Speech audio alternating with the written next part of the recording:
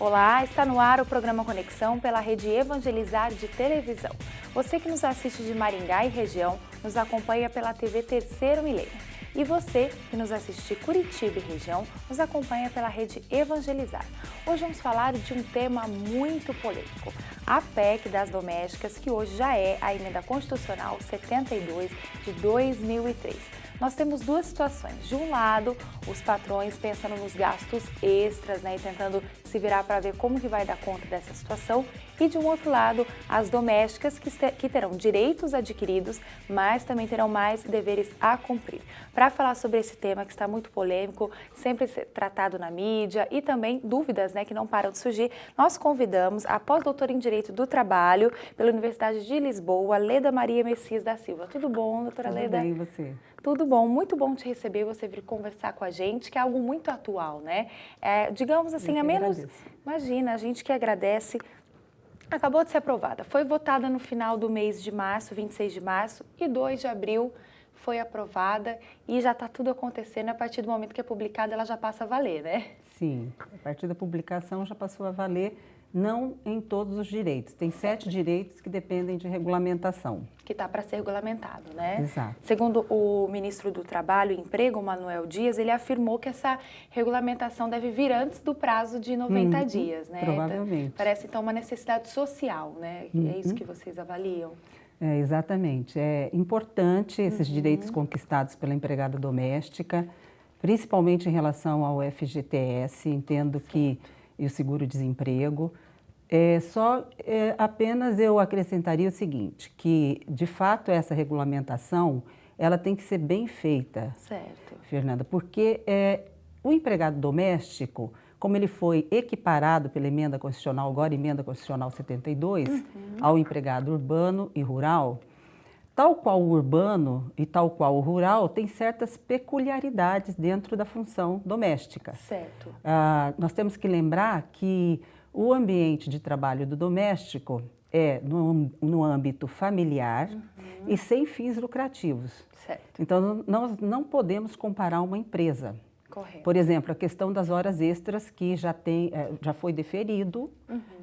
Existe uma jornada de trabalho fixada, que é de 44 horas semanais, 8 horas diárias.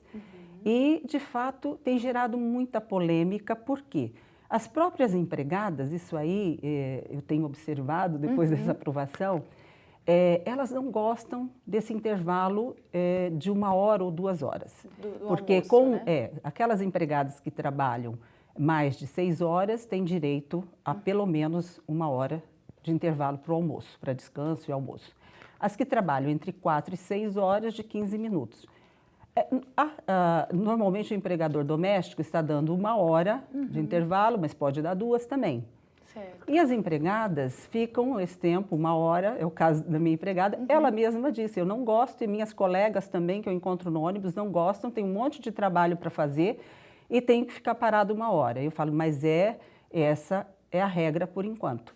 A comissão que foi estabelecida para regulamentar essas normas, ela está estudando uma forma, de talvez reduzir essa jornada para o doméstico para 30 minutos, esse intervalo de descanso, e o empregado doméstico poderia sair mais cedo.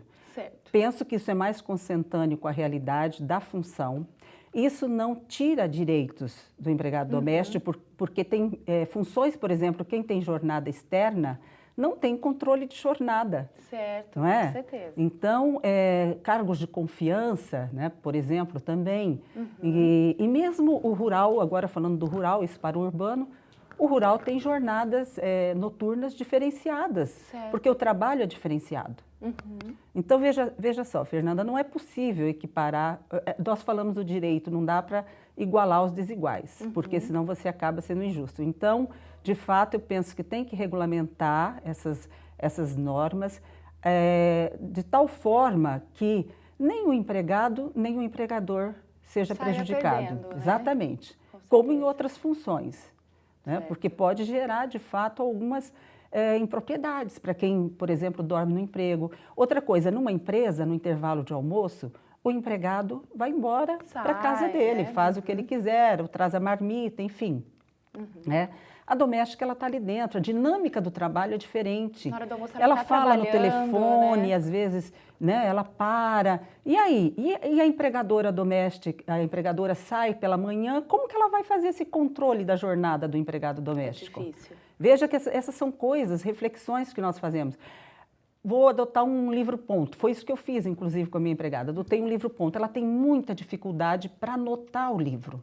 Inclusive, está com muitas rasuras e não pode ter rasura no livro. Então, veja só, de fato, torna-se complicado. Você vai comprar um relógio-ponto na sua residência que custa mais de R$2.000? É difícil. É difícil. E muitos empregadores saem pela manhã para trabalhar e só voltam no final da tarde. Então, não sabe que horas que a empregada, se ela está trabalhando, se ela está falando no telefone, descansando, o que ela está fazendo, e depois pode ter necessidade de fazer horas extras. Então, de fato, essa regulamentação ela tem que ser muito bem feita para não causar prejuízo a nenhuma das partes, porque que as empregadas tinham esse direito a essas conquistas, não resta dúvidas. Mas nós precisamos regulamentar de tal forma que uma empresa não seja equiparada a um lar, onde não tem fins lucrativos. É um trabalho né? sem fins lucrativos. É diferente, né? Eu acho que é que está causando a confusão. A confusão é essa. Tem empregados que dormem no emprego, não por necessidade do próprio empregador. Mas, às vezes, eu vi uma reportagem que a empregada falava, nossa, eu durmo aqui no emprego porque eu preciso dormir aqui. Porque se eu tiver que pagar um local, né, uma moradia, eu vou gastar muito com isso. Aí começa a se pensar que teria que descontar, né, o que o empregado come, e aí já vai numa discussão e a lei, maior, aí que está, né? Fernanda, a lei 5.859, de 72, que é uma lei da doméstica, ela proíbe o desconto de moradia, né? A não ser que que o empregador conceda uma moradia fora do âmbito da sua residência. Certo. Então, ela proíbe esse desconto de moradia na própria residência, de alimentação que for fornecida e vestuário. A própria lei proibia isso já. Certo. E agora há dúvidas, né? Então, agora realmente isso vai ser alterado? A própria CLT, veja só, como tem que ser regulamentado mesmo, porque a própria CLT, ela diz que não se aplica aos empregados domésticos. Então, se ela não se aplica aos empregados domésticos, como fica a questão da adicional noturno? Tem que ser regulamentada, tem que ser repensada, tem que repensar. Tem uma série de direitos que estão nessa pauta, né, para a regulamentação. Novas, né? A multa do próprio FGTS. Aliás, até interessante citar, eu achei uma proposta muito interessante daquela ONG Doméstica Legal. A proposta seria, para não onerar tanto os empregadores, reduzir o índice do INSS, que é depositado pelo empregador, de 12%, né? Reduzir esse índice para 4%. E manter, então, o FGTS, que já é 8%. Aí o empregador ficaria, pelo menos, né, transferiria um pouquinho para o governo essa conta também, né? Claro, O seguro-acidente também, que ele gira em torno de 1 a 3%. E também facilitar esses recolhimentos. Porque, veja bem, você tem que ter um certificado digital para recolhimento do FGTS e tal. Isso o empregador não domina. E uma coisa que eu acho muito importante estar falando também, que eu já percebi no contato meu do dia a dia, né, como professora, como advogada, como empregadora doméstica também, e conversando com colegas que estão fazendo o seguinte, a minha empregada mesmo também falou isso, que as colegas dela, assim que as patroas estão fazendo. Elas ficam sem horário de almoço, assim, com 10, 15 minutinhos para comer, como ela, né? E depois saem mais cedo. Já está acontecendo isso. Isso, demais. E o que vai gerar isso? Vai cair fatalmente na Justiça do Trabalho. Por quê? Com certeza. Porque quando essas empregadas procurarem um advogado, o advogado, não, você não tinha horário de almoço? Vai instruir ela, né? Ele vai informar, porque, na verdade, não seria nem má fé, é a lei mesmo que diz isso. Diz que se você não tem horário de almoço, tem que pagar. das horas extras, porque não fez o horário de almoço. E não teve um acordo antes, não Entendeu? teve como fazer isso de forma Então, mas contratual, aí né? A lei não medicina permite, né? não permite, porque é uma questão de medicina e segurança do trabalho. Então, se saúde você mesmo. tem, a não ser que realmente regulamente essa profissão de forma diferenciada. Por isso que a gente Tem que ter esse espera olhar. que essa regulamentação ela venha de acordo com a realidade, com a necessidade também das domésticas, porque isso não é uma necessidade só do empregador doméstico, mas da empregada doméstica que não está gostando de ficar parada. Não, eu falo até para minha empregada, não passeio, vai lá fora, faz o que você quiser, o que você quiser, assiste televisão. Isso, né? Elas querem fazer o serviço, né? Mas aí eu tenho que ficar olhando quando eu estou almoçando para ver se ela está realmente descansando. Complicado, né? Doutora, complicado. Nosso bloco está quase acabando, né? Mas só para rapidinho, antes de surgir as dúvidas, que nós fomos às ruas conversar com as pessoas, a partir do dia 3 de abril, então já vale, já tem que pagar o FGTS, o INSS, o que mais? Não, o FGTS e o seguro-desemprego ainda será regulamentado, inclusive a multa, né? Na verdade, as horas extras já tem que... Já estão valendo? A jornada de trabalho já está valendo. 8 horas. Exatamente, 8 horas. Se extrapolar essa jornada, tem que pagar 50% de acréscimo sobre esse valor. Por exemplo, ganho 10, tem que pagar 15, então, a hora de trabalho, né? A hora trabalhada. Então, isso já está valendo, assim como já está valendo muitos outros direitos a empregada já tinha. Já tinha a licença maternidade, a licença paternidade, a estabilidade, que ela conquistou essa estabilidade no emprego enquanto gestante em 2006. Veja que demorou, até acho que isso era uma coisa que seria... Ela tinha direito à licença maternidade, mas não tinha direito à estabilidade. Havia uma discussão, a jurisprudência já estava concedendo. Então, isso também... Então, todas essas questões, a irredutibilidade salarial, isso é uma regra geral, não se pode reduzir salário.